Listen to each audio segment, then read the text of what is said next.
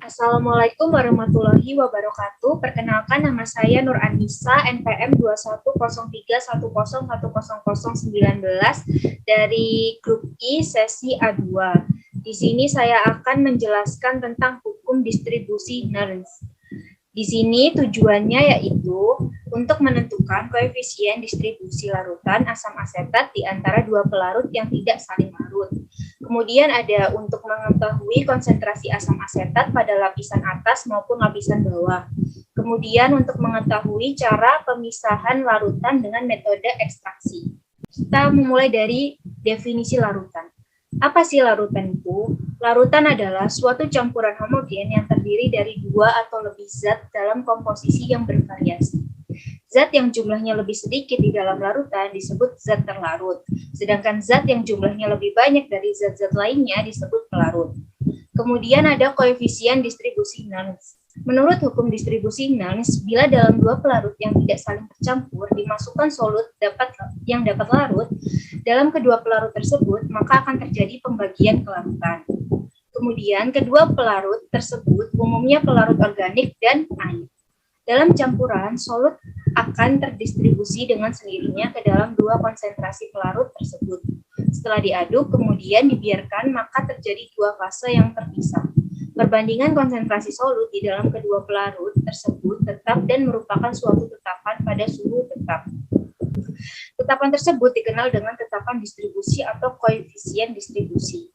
Nah, koefisien distribusi ini dinyatakan dengan rumus KD sama dengan C2 per C1 atau KD sama dengan CO per CA, di mana KD ini merupakan koefisien distribusi, sedangkan C2 merupakan konsentrasi solut dalam pelarut kedua atau pelarut organik, kemudian untuk CO juga merupakan konsentrasi solut dalam pelarut kedua atau pelarut organik, kemudian C1 atau CA merupakan konsentrasi solut dalam pelarut pertama atau pelarut air.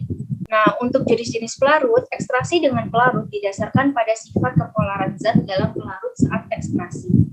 Senyawa polar hanya akan larut pada polar seperti metanol, etanol, butanol, dan air. Senyawa nonpolar hanya akan larut pada pelarut nonpolar seperti kloroform dan heksana. Jenis dari mutu pelarut yang digunakan harus dapat melarutkan zat yang diinginkan, mempunyai titik didih yang rendah, murah, tidak toksik, dan tidak mudah terbakar. Kemudian ada teorema Nernst, di mana pengamatan eksperimental yang konsisten dengan pandangan bahwa entropi susunan molekul beraturan adalah 0 pada T sama dengan 0. Itu yang diringkas oleh Nernst. Teorema panas adalah perubahan entropi yang menyertai setiap transformasi fisik atau kimia. Zat yang terlibat adalah kristal sempurna, mengikuti dari teorema dari Nernst bahwa jika kita menganggap nilai 0 terhadap entropi elemen dalam bentuk kristal sempurna yang memiliki entropi 0 pada T sama dengan 0, hal ini karena perubahan entropi yang disertai pembentukan senyawa seperti entropi transformator. Ada ekstraksi. Ekstraksi adalah proses penarikan suatu zat dengan pelarut. Ekstraksi menyangkut distribusi suatu zat terlarut atau solut di antara dua fase cair yang tidak saling bercampur. Teknik ekstraksi sangat berguna untuk pemisahan secara cepat dan bersih untuk zat organik atau anorganik, baik dilakukan dengan metode analisis makro maupun mikro. Proses leaching atau ekstraksi pada cair dipengaruhi oleh beberapa faktor. Bila diekstraksi dan dikontrol oleh mekanisme difusi solut melalui luas permukaan zat, maka ukuran partikelnya yang diolah harus lebih kecil agar jarak perempesan tidak terlalu jauh. Sebaliknya, bila mekanisme difusi solut dari permukaan partikel ke dalam larutan yang mengontrol, maka penggunaan pelarut rasio lebih optimal, tetapi harus dilakukan pengadukan. Pelarut yang digunakan itu harus dengan viskositas yang cukup rendah agar sirkulasi solut pada kelarutan cepat dan bebas serta dalam pengadukan harus merata. Kemudian ada prinsip ekstraksi cair-cair. Ekstraksi cair-cair atau yang dikenal dengan ekstraksi solvent merupakan proses pemisahan fase cair yang memanfaatkan perbedaan kelarutan zat terlarut yang akan dipisahkan antara larutan asal dan pelarut pengekstrak. Prinsip dasar ekstraksi cair-cair ini melibatkan pengontakan sesuatu larutan dengan penglarut atau solvent lain yang tidak melarut dengan pelarut asal yang mempunyai sifat densitas yang berbeda. sehingga akan terbentuk dua fase beberapa saat setelah penambahan solvent. Hal ini menyebabkan terjadinya perpindahan massa dari pelarut asal ke penglarut pengekstrak atau solvent. Perpindahan zat terlarut ke dalam pelarut baru yang diberikan disebabkan oleh adanya beda potensial kimia antara kedua pelarut yang cair-cair, merupakan proses perpindahan massa yang berlangsung secara difusional. Kemudian ada bunyi hukum distribusi Nernst. Hukum distribusi Nernst mengatakan bahwa bila ke dalam dua pelarut yang tidak saling bercampur dimasukkan solut yang dapat larut dalam kedua pelarut, maka akan terjadi pembagian kelarutan. Kedua pelarut tersebut umumnya pelarut organik dan pelarut air. Dalam praktek solut akan terdistribusi dengan sendirinya ke dalam dua pelarut tersebut setelah diaduk ataupun dikocok dan dibiarkan terpisah. Perbandingan konsentrasi solut di dalam kedua pelarut tersebut tetap dan merupakan suatu tetapan pada suhu yang tetap. Kemudian ada persamaan Nernst. Persamaan Nernst yang mengaitkan sistem potensial redoks dengan zat aktif yang termasuk dalam persamaan elektrokimia dan standar potensi elektroda yang di bawah pengaruh medan magnet. Nernst mempelajari elektrolit yang melewati arus listrik di mana hukum ini ditemukan dan adanya hukum yang menyatakan hubungan antara gaya beda potensial dan ion. Maka persamaan Nernst dalam medan magnet dapat ditulis dengan E sama dengan E derajat ditambah 0,0592 dibagi N log Q OX dibagi A red ditambah 1/4 HDP, di mana E derajat merupakan potensial awal, kemudian ada LGAOX yaitu saat oksidasi, kemudian A red saat reduksi.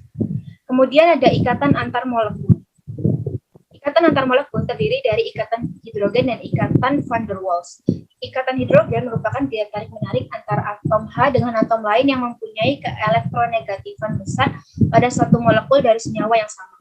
Dengan ikatan van der Waals menunjukkan semua gaya atau jenis gaya tarik-menarik antar molekul, namun merujuk pada gaya-gaya yang timbul dari polarisasi molekul menjadi dipol seketika. Ikatan ini merupakan jenis ikatan antar molekul yang terlemah, namun sering dijumpai di antara semua zat kimia, terutama pada gas. Syarat hukum distribusi Nernst. Hukum distribusi hanya berlaku jika kondisi sebagai berikut, yaitu suhu yang konstan, keadaan molekul yang sama di kedua pelarut, konsentrasi kesetimbangan, pengenceran larutan, tidak tercampurnya pelarut antara satu dengan yang lain. Kemudian ada syarat pelarut, yaitu bersifat selektif, mempunyai titik didih yang cukup rendah, bersifat inert, dan harganya murah dan mudah didapatkan. Kemudian aplikasi dari hukum ini adalah hukum Nernst ini adalah pemisahan zirconium dan hafnium pada proses ekstraksi cair-cair dapat dikerjakan dengan mengubah logam tersebut menjadi senyawa kompleks yang dapat larut dalam fase organik. Fase organik ini mempunyai gugus lisan yang dapat bereaksi selektif terhadap salah satu atau beberapa unsur logam yang ada di dalam fase air. Kemudian ada faktor-faktor yang mempengaruhi, yaitu ada temperatur yang digunakan, jenis pelarut, jenis ada bahan-bahan yang digunakan yaitu asam asetat, silen, fenol, betalain, aqueous, dan natrium hidroksida. Kemudian alat-alat yang digunakan ada corong pemisah tertutup, Erlenmeyer, gelas ukur, pipet tetes, buret, labu ukur, beker gelas, klem, kaca arloji, spatula, neraca analitik, dan stabil. Kemudian untuk prosedurnya yaitu buat larutan asam asetat 0,5 N, 1 N, 2 N masing-masing 10 ml. Ambil 25 cc asetat 0,5 N dengan menggunakan pipet lalu masukkan ke corong pemisah. Kemudian masukkan 25 cc silen ke dalam corong pemisah. Kemudian tutup corong pemisah lalu kocok sampai mencapai kesetimbangan. Kurang lebih 20 menit. Keluarkan lapisan bawah dengan ditampung ke dalam beker gelas, jangan sampai lapisan atas ikut keluar. Pipet 10 cc lapisan atas, masukkan Erlenmeyer, titrasi dengan natrium hidroksida 0,5 N dengan indikator PP. Pipet 10 cc di lapisan bawah, masukkan Erlenmeyer, titrasi dengan natrium hidroksida 0,5 N dengan indikator PP.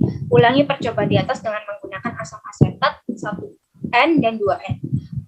Kemudian hitung koefisien distribusi rata-rata dari asam asetat 0,5 N dan 1 N serta dari 1 N dan 2 N. Sekian penjelasan dari saya. Apabila kurang lebihnya mohon dimaafkan. Wassalamualaikum warahmatullahi wabarakatuh.